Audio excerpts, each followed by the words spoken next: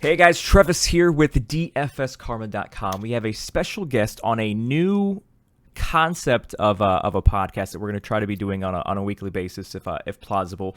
If you have ever played a cash market, so not the free roll stuff they have on Jock Market, but if you've ever played a cash market on pretty much any sport for any slate, and you check it at the end of the night, and you look at the leaderboard, 99 times out of 100, if not 100 times out of 100, this man, whose username on Jock Market is known as TRex, is always up there at the top. So we're like, you know what? Bales and I are putting out good content. We're getting people to make money here and there, but let's go ahead and let's sit down and let's talk with the guy who wins so much money that he has to hide his identity behind a ginormous dinosaur. So crazy people don't come asking for money. So TRex, thank you for joining us here. I know I was going to say go ahead and introduce yourself, but that's the exact opposite of what you want to do. So instead of that, let's go right into it. So this concept of the show that we're going to do here for Jock Market is going to be like part strategy, part weeks specific stuff for NFL, and of course, if this continues on through an NBA and MLB next season, just adapt to the sports there. Now, we do record this, so you guys, when you watch this video, if you watch the entire thing and you're like, you know what, I still have one or two more questions, just ask them in the comments, or you can ask them in our Discord NFL Jock Market channel as well. But ask if you have any strategy-specific things or anything you want to know from the number one most profitable person on this app by a mile, then ask them in the comments, and then the next episode, we will address them. So first things first, I would like to know from a strategy, I guess I'm trying to plan this out chronologically in my brain on your strategy. So let's just say, this is the average week. I know it's Saturday, but what point of the week do you personally start doing research for the Sunday main market? Which, if you haven't played Jock Market yet, guys, it's completely different from anything else, but also time-wise, where on Monkey Knife Fight, on Price Picks, on DraftKings, on FanDuel, you can lock things in on pretty much like on Tuesday. But on Jock Market, the market to actually start bidding on players doesn't open until day of, even 3 hours before, 4 hours before, depending on the day in the sport. So even if you do all the research, you can't actually act on it until the day of. So back to that question, T-Rex. When does your first initial research start happening for NFL specifically? Yeah, well, first, Travis, thanks for having on here. Love talking about Jock Market. Yeah, you're right. It's different because, like you said, I mean, you do a DraftKings thing, you get the salary way in advance. You can start your analytics. A little bit tougher on Jock Market. I would say for a Sunday slate, it's usually today, Saturday, that I'll start kind of analyzing, and that's for a couple of reasons. But one, you can see the player pool that, let's say, for example, is in the main slate, which for this week is, every game on Sunday except our early London game. But they can make changes, right? A player can be ruled out, or for whatever reason, they can kind of sub some players in and out. So you can't do your entire research on Saturday, but I'll generally do every player in that slate and, 20 or others that I think might get subbed in until those guys actually get locked in as the players you're going to play against, or you can bid on that Sunday morning. But yeah, it kind of starts on Saturday, just doing some analysis of, what the week's going to look like, implied point totals, and then using my own data, kind of looking at, well, what's that player gone for in IPO in big slates over the past, in this case, 4 weeks, or what was the average return, and kind of using some data analysis there just to kind of find, this isn't like, the millionaire maker where it's like, you got to get the best lineup of everybody in the entire pool. I mean, you don't even need the top 10 players to make money in Jock Market. It's just like any, if you know anything about the stock market, right? It's buy low and sell high. And that's all you got to do here. You can get players that finish 20th and 30th, but as long as you bottom for less than what they're going to return, you can make money here. So it's not you don't have to be perfect. And I think that's what probably the best feature about this website is, you don't have to be some shark that, spends 24 hours a day trying to analyze that millionaire maker lineup or whatever it is. This, you just got to be more good than bad. You got to make more money on the players that you buy than the players that lose you money. And you don't have to have those perfect top 5 guys. Yeah, so when you brought up that London game, I was like, oh crap! I started pulling up like, wait, when exactly does this lock on Sunday? But yeah, it looks like they're not including that London one there. I was like, man, I have to wake up even earlier. No, and I mean, you got to be, they haven't changed the payouts, but I'll tell you, you have to be smart in these sites. You've got to check what are the payouts, what games are included, before you really dig into it. Because yeah, that was my first thought this morning was, I wonder if it locks at 7 a.m. if the 8 a.m. game Right. is going to be included. And it I guess fortunately or unfortunately it's not, although I would love to smash a lot of that Atlanta side of it in that game.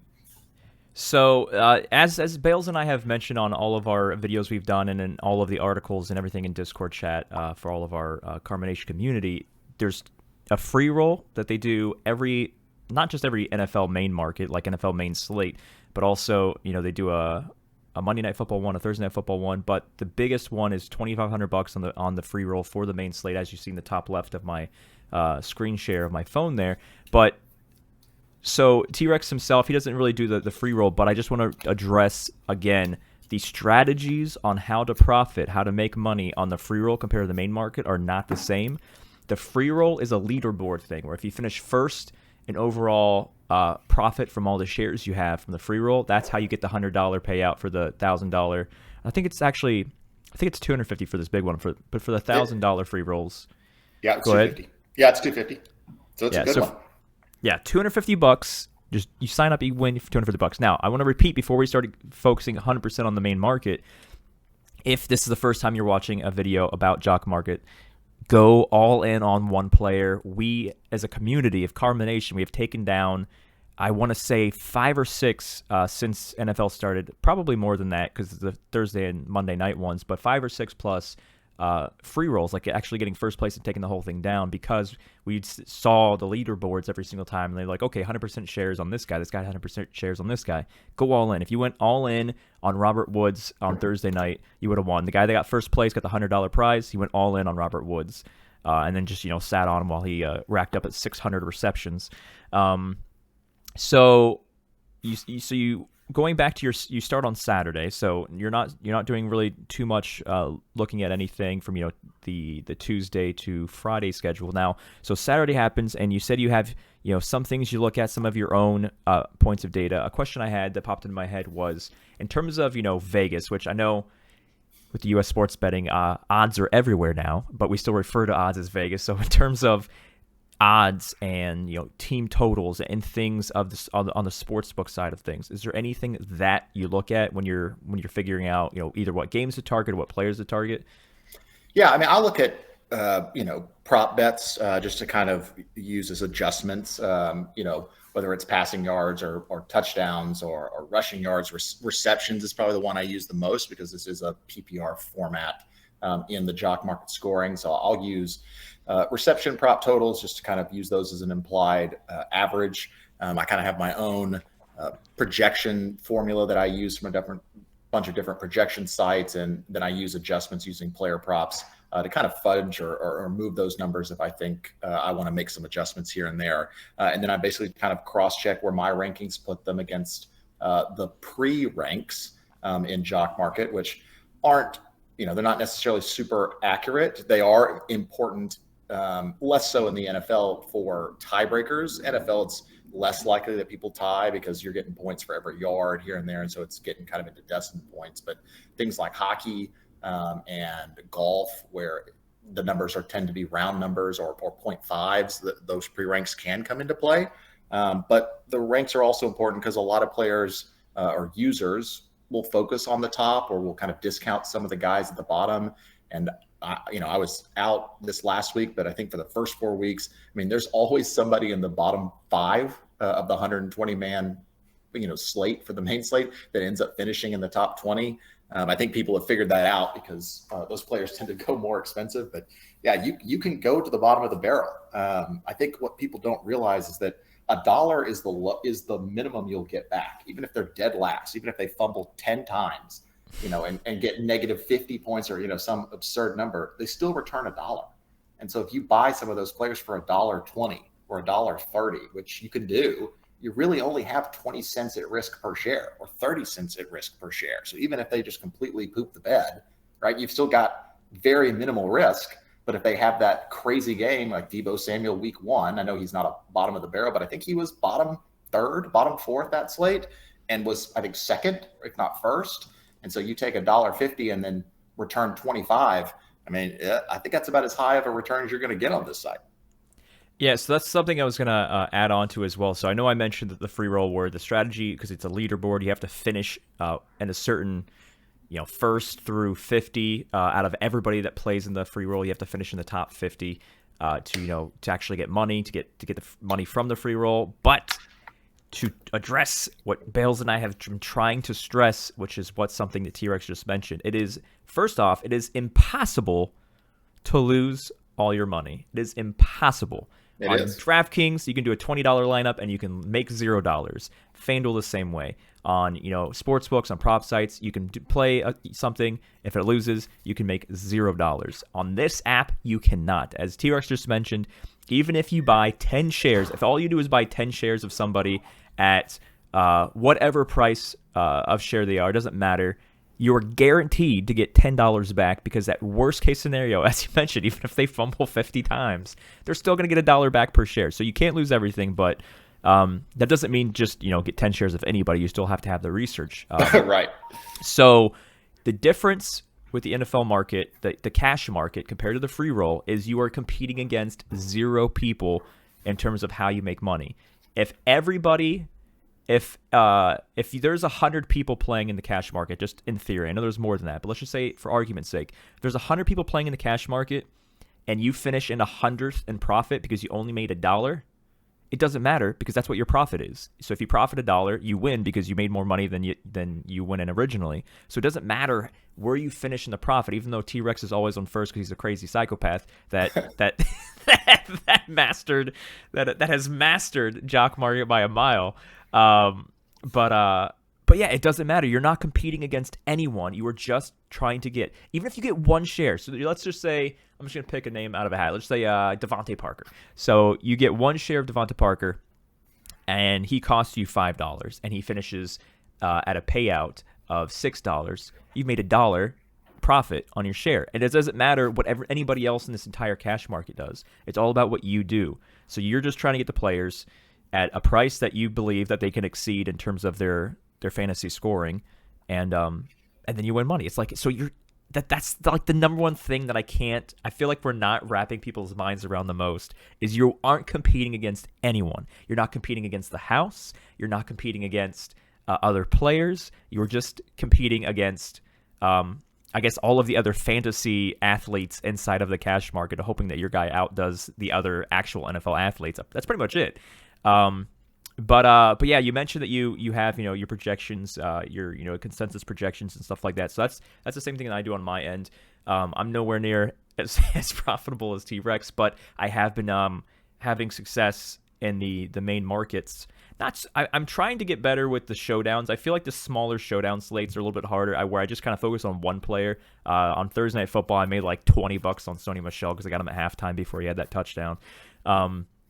But yeah, so projections wise, what I do on my end, we have our projections portal on dfskarma.com. We have our lineup optimizer on dfskarma.com as well, and so we have like the SaberSim score. We have our karma projections, and so I'm just looking at those. And there was a couple weeks ago where I noticed that like on our projections, I think on both the optimizer and on the projections portal, Lamar Jackson was like number 1 out of all players, not just position, all players. We had him at like number 1, and I was looking right before lock on the app for the cash market, and he's like 15 to 20 in terms of cost. And I was like, there's like something's wrong here. Either our projections are way off, or something, I don't know, something is wrong. So I'm just gonna pretend that our projections are accurate. And well, not pretend. I mean, they are always accurate, but I'm just gonna go and get a lot of shares of Lamar Jackson.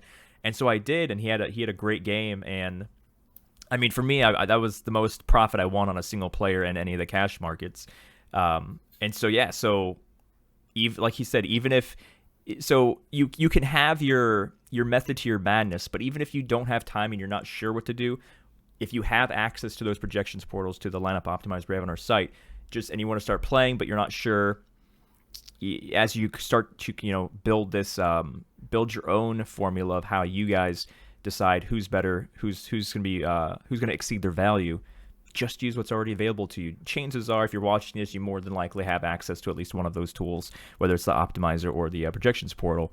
But yeah, just use those. And if you aren't sure about something on this app, just ask questions inside of the comments of this video or in the NFL Jock Market channel on our free Discord channel or free Discord chat. So, so to go back to strategy, so Saturday you focus on things, and when it comes to Sunday, on Sunday when the market opens at 10 a.m. Eastern time, how far before that or after that do you start executing your method to your madness or refreshing it? In other words, what I'm asking is, are you waking up at like 9 a.m. Eastern time and saying like, okay, let me kind of refresh all my projections, that all the work that I did, and see if anything crazy changed? Or is it more or less because you have 2 hours where more often than not nobody's really bidding to that last 30 minutes of the bidding period, the IPO period? But when do you actually start your process on Sunday?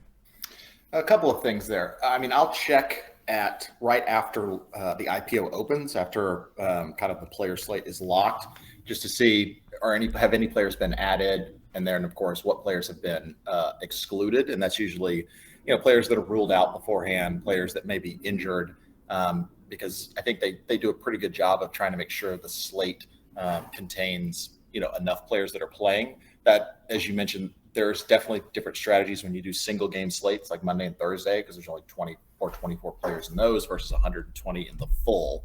But I'll check those before it starts. But to be honest with you, I don't really make a bid until 20 minutes before lock. There's a couple of reasons for that. One, you're right, the most action starts to occur right kind of in those last 30 minutes. I've also found that because I end up buying a lot of players, I can move the market and I don't want to. I don't want to move that price up too early before lock, and so I found it's a little bit better for me to bid kind of toward the end. But it's crazy. I mean, if you've ever been in one of these slates and let's say you've got $1,000 that you're going to play with, so you can buy a lot of players, or you're getting some action. You're getting those notifications of getting outbid can be outrageous. I mean, my phone, I had to turn them off on my phone recently just because there's so much action right at the lock. But I kind of get an idea of what I want to spend per player. I kind of have a 3-tiered system where it's, if the player, I'll project out finish and kind of IPOs, and I'll say, all right, at this IPO at $2.50, I want to go all in on this player. At $3.25, I want to go about half exposure, and at $4.75, I want low exposure, and maybe above $5, I want no exposure. And I think that's really important because, if you're a fantasy player, you probably have a background in, sports betting or poker, and people get competitive and you keep getting outbid on that one guy. And it's like, but I want him. And you just keep jacking up that price. There's a price where I don't want any player. I think my best finish, in fact, the best finish on the site was about 2 weeks ago on that Carolina Thursday night game. And McCaffrey was at $19. I mean, he had to have finished second or first in order to make money. And even then it was going to be $1 or $6 per share. I wanted nothing to do with that. I mean, I don't want to spend $19 for the possible equity of $6. That's just too much risk when he could get injured or fumble or get scratched and return $1. And it's not that I had some sort of insight into his potential injury, but sure enough, he gets injured and finishes like, I think 10th and returned $4 to a $19 IPO. I mean, that can just destroy your bank account. And so by just completely avoiding that and playing other players, not only did I make money on the players that did well, I avoided the massive downside of a player that can, got losing $15 a share. I mean, good gosh, if you had 10 of those, I mean, you're already in triple digits of negative. Yeah,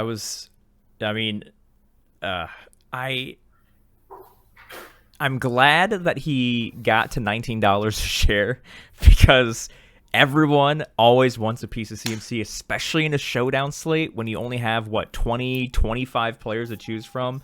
But yes, because he got so expensive, I was like, the risk is 100% not worth the reward. Of course, it sucks, the situation. We're not like, oh, hey, hooray, he got hurt, and our decision not to get him is justified or anything like that. Like, we never want anybody to get hurt. But yeah, I was definitely happy that I did not get shares of him, because I was definitely trying to, up until I was like, this guy's too expensive. Now I'm not going to touch that. But yeah, so even if you think somebody's going to finish number 1 in the slate, if they get to a price where there's a the chance of you losing money on a player is like 10x the chance of you making money on a player. Like if somebody has to finish number 1 for you to make profit, stay away from them. If they have to finish top 2 for you to make profit, and a slate with so many people, definitely stay away from that. So it's all based on where you're buying them in terms of if you're paying. So what's third place? Third place is $18. If you're paying $18 for somebody, then if they finish in third, you have wasted your day. Well, actually, you've lost money because of the transaction fee. Correct. So you have to know what final position that they're finishing in that you're paying for. If you're paying $18 for somebody, then you are saying it is a guarantee, 100% guarantee they will not finish worse than third. And you get 100 plus 140 people in the slate, and you're saying that it's a guarantee this player will not have any injuries, or the game script will not be flipped where they won't even get as much looks or targets or action or carries. So yeah, definitely have that cap per player. Now for you, mentioning that you have a cap, do you have a cap per so let's just say like the Sunday main slate that we're talking about that I have pulled up here. So no matter what is the most you would pay on a share of anybody? Like what is your personal cap? Like I will never exceed this under any circumstances on a main slate. Yeah, probably like 12 or 13 bucks. It's really important to look at the valuations, because the main slate, right, you can get all the way down to 12 and still return, $10. I think it's that kind of crossover. But then when you get into those single game slates, I mean, at fifth, they're already at $10. And so you've got a little bit more, obviously it's a bigger slate. And so there's more variability, but, I don't want to bid anybody to 8th or 10th place in a main slate, because good luck. Just good luck being that accurate. Because even if let's say you buy 10 players, and they range from $1.50 all the way up to $15. If you're a guy that you spent $15 on, finish it, fumbles or gets hurt or whatever, and returns a single dollar, every other player you have to hit on.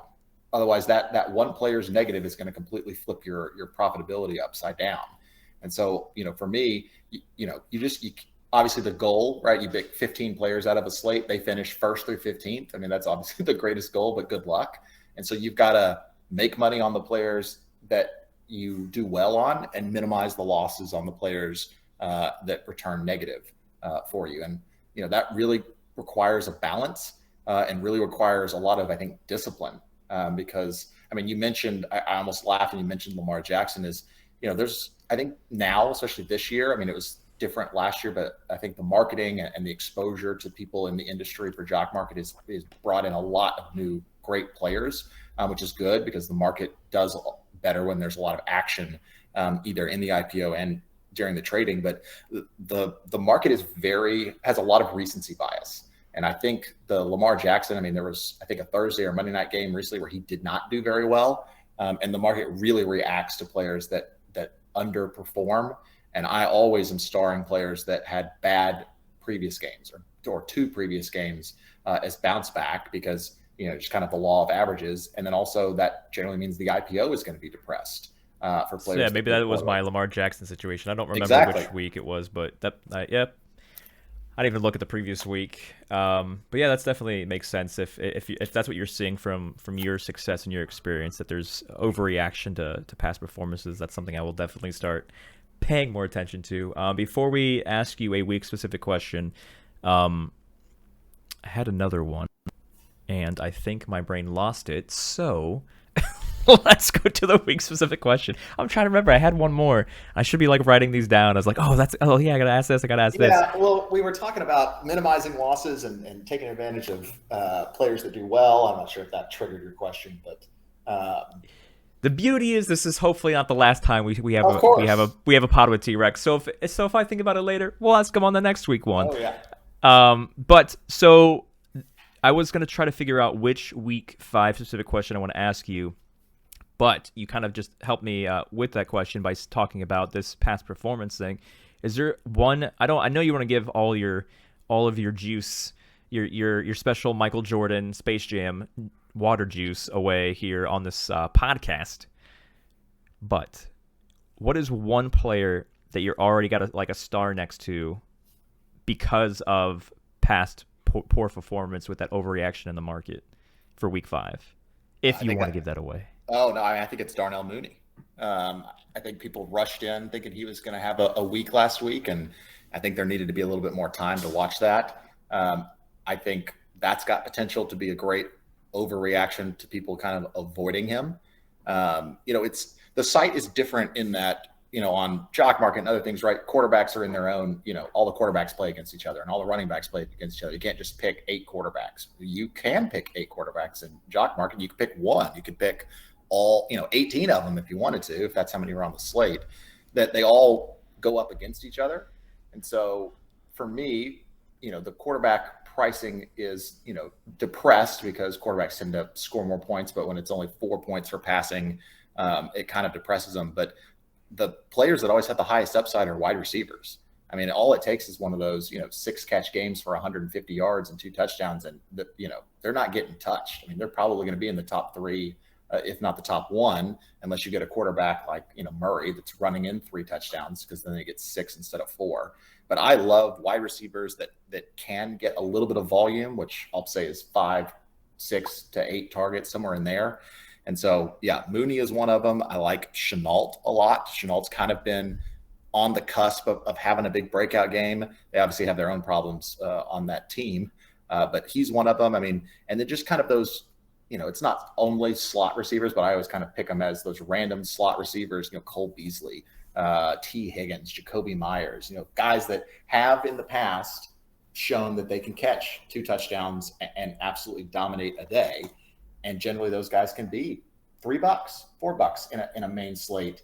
And so the just tremendous upside of the finish. And then we haven't really talked about in-game transactions, but also, a lot of those guys have, all it takes is one long catch. And all of a sudden the market starts to get, the appetite for that player goes up. And so the bids in the actual in-game trading can go up. And, I don't sell a ton during the game. I certainly don't buy. Because I tend to not do very well buying in game, but I will certainly sell if people are overreacting and paying more just so you take a little bit of profit off of the board. I think that can be very helpful as well, just to kind of start pulling away profit. I mean, I have friends that I've seen before that play in this thing and by halftime have sold every share because they just want to secure profits, even at the risk of maybe losing a little bit more, but also avoiding a player collapsing down the stretch, or players in late games that end up rocketing higher up the leaderboard. Yeah, so if you get a good handful of shares of a receiver, and at 1:05 p.m. Eastern time, they have a 80-yard touchdown catch, you're gonna want to sell some shares of that, because that's probably that could be the best value you could, or the return you can get, especially when all the other receivers catch up and throughout the slate. So yeah, definitely. Don't necessarily, he's not saying to sell all of the shares, but start taking profit off the top. Yes. Sell a few shares here, sell a few shares here, especially if the player is at a current share price above what you even valued. We're like, I don't think that he's gonna get more valuable per share as the slate goes on. So yeah, if you want to sell all of them, you can. It's all a very intricate strategy during the live game. Live market, of course, is after the IPO ends, after everybody gets their initial shares. Then from pretty much live market closes at 12 p.m. Eastern time, so even an hour before the first game starts, you have 12 p.m. all the way through Sunday Night Football for the main slate to just buy and sell, buy and sell, buy and sell, buy and sell. Not saying that you have to. I mean, there's plenty of people that just buy the IPOs, buy the initial shares, and just enjoy watching the games and don't even touch the app at all. And then like, okay, where did I wind up? Oh, hey, the guy I bought for $10 finished at 15. Boom, I made money. So yeah, so he just gave us a good handful. I actually went through as you're talking about all those players and just put a little star next to them. Let me just favorite these guys that TRex is talking about on stream. I would say one of the I guess most worst kept secrets of the market, and maybe this will be true for the other sports as as now we're in I guess their second or third year, but football of all things, you're right, it closes at noon, so about an hour before the actual NFL games start on a Sunday main slate. That you have plenty of time then to make some money. I would say not without fail, but 9 out of 10 times the player you buy at IPO, you'll be able to sell him for more than your IPO in that hour before the game start. Now, that may be 5 cents more than you paid for it. It might be 50 cents, or it might be $1. So for players that come in with $50 or $100, that's what they're going to start with. I mean, you can really grind out $50 or $100 in winnings by selling early. That's obviously hard and requires discipline, because the moment you sell them for $1 profit, you're going to say, well, man, if I just held on to them, maybe I could have made $15 profits. But there are ways to grind out kind of like an old school poker, bar, right? Where you're just trying to make $50 a day, $100 a day, and just keep grinding it out. I mean, there's opportunities to sell right after you buy them at IPO before anything happens. I'll do that from time to time, just a little bit, especially if, you buy somebody for 14 and somebody's willing to pay 16. Well, I'd love to get some of that risk off the table, even at the expense of losing a few dollars on a finish, just to kind of already secret away some profit. Yeah, and then man, so many little tidbits of things that I see. This is, I mean, TRex and I before this podcast, we had a little bit of back and forth on talking strategy and stuff, but it's very interesting for me that I've only been on this for a couple months now, this app Jock Market, and just to have like someone who, I mean, regardless of how successful you are, which is insanely number one top player on this app, but just have someone like bring in a different viewpoint, like, oh, hey, this is what I do. I'm like, oh man, I didn't even think about that. I'm like just absorbing all this information, which I hope you guys watching this as well are absorbing all this as well. But yeah, so I mean, we're not going to spend too much more time here. So we're already at roughly 30 minutes or so. So this is kind of, I don't think they're all going to be this long, but we did want to talk about TRex's strategy at the beginning. So these moving forward probably will be more than likely shorter than this. But I do thank you for your time, TRex. Is there anything else, whether it's week 5 specific or just strategy specific, we haven't touched on that you feel like is like a 10 commandments of like, you definitely need to know this? Yeah, I mean, I think you mentioned earlier about the questions. I mean, I think the site is the app does a great job of kind of explaining how a lot of this stuff works, but a lot of it is very new to DFS players, especially if you don't have any experience in a stock market, cryptocurrency exchanges. That takes a while. I spend a lot of time answering kind of general questions about how it works. So I think if people have questions on what are the bid and ask prices, or how do I know how many shares are out there, I think that those are great questions that people have and we can address next time.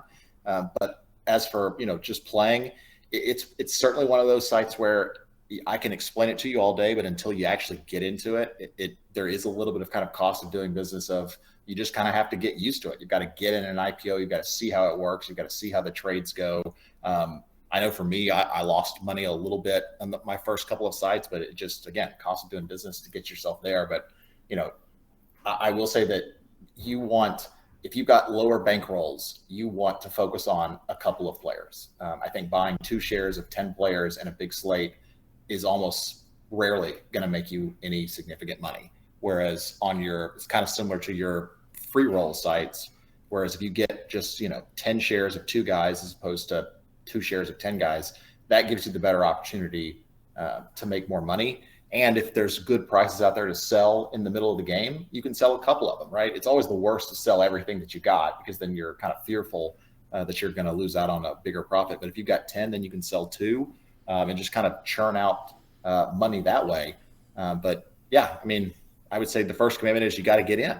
You got to get in and do this. There's lots of players making money in this site. It's super unique. You're not playing against the house, and you're not trying to make more money than an expert in order to win money. It's like some of these guys that can win these millionaire makers or place in it every single time. You're really just playing against your own, bankroll. And that's, I think, what makes it really, really fun. And again, if, players start with fumbles or start slow and you can buy somebody up cheap that somebody else is trying to cut bait on, I mean, you can't do that anywhere else. I mean, once you lock in a DFS line out to those other sites, it's over.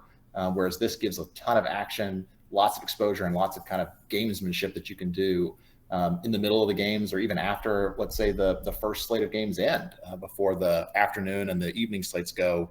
People buying and selling shares to kind of retool their lineups, or they had a bad first half and so they're trying to get some action on the second half, or they had a great first half and they want to try and preserve some profit. You just got to get in there and play it. But yeah, specific questions about it, I hope that people have some, because I'm always happy to help people get a good understanding of how this works, so that they're not playing blind. Yeah, so the thing, well, something else I was going to mention before we wrap up this podcast here, something you just said was, if somebody starts off, if you're high on someone and they start off with an interception, which is huge in this because it's -3, Yes. which will tank them all the way to the bottom. Like they would literally go all the way to the bottom below anybody who's even started the game. And people will be like, oh, holy crap, let me sell all these shares, get rid of them. And I mean, they're not going to go for like $1, but they'll be a whole lot cheaper. I was going through my previous contest. I can't remember what it was, but very recently, in the last 2 weeks, I had shares of someone and they went all the way down. They threw the pick, and at halftime they were like -2 points. And so I just, I'm like, you know what? This is probably a bad idea, but I'm just gonna keep chiseling away and getting cheaper shares, and I kept buying more and more and more and more. And then they had an amazing like late third quarter, fourth quarter, and they finished in like the top five, or they finished at a point where if I held on to my IPO shares, I would have lost money. I would have lost like a couple bucks. But because I was buying so many cheaper shares after he threw that pick or fumble or whatever it was, I actually finished at a profit when nobody else that just solely had IPO shares profited on that player. So yeah, there's definitely there's so many different things you can do in this app to make money with, so many different kind of strategies and stuff, which we'll be addressing in future podcasts. So I do appreciate TRex you giving us some strategy, your time here, and we look forward to seeing you on a future one. Again, guys, make sure if you have questions, whether it's week specific stuff, anything whatsoever, ask them in the comments and we'll address them on our next one. But TRex, thank you again for your time here today. Yeah, love being here. Hope to do it again.